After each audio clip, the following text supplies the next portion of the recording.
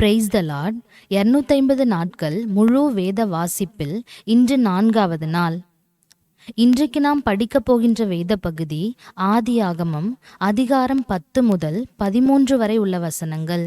நாம தினமும் 3 வேளையும் என்னதான் சத்தான உணவுகளை திருப்தியா சாப்பிட்டாலும் இந்த வாழ்க்கைய நிம்மதியாகவும் சமாதானமாகவும் வாழ ஆண்டவருடைய வாயின் வார்த்தையாகிய இந்த வேத வசனங்களை தினமும் வாசித்து தியானிப்பது மட்டும்தான் ஒரே வழி.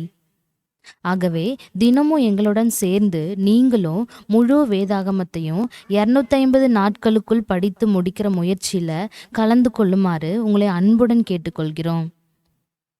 படிக்க தெரியாதவர்களுக்கும் படிக்க முடியாதவர்களுக்கும் தமிழ் ஆடியோ பைபிளோட லிங்கை கீழே டிஸ்கிரிப்ஷன்ல கொடுத்துருக்கோம். அதை பயன்படுத்தி கொள்ளுங்க. தயவு செய்து இந்த வீடியோவை உங்களுக்கு தெரிந்த அனைவருக்கும் ஷேர் பண்ணுங்க.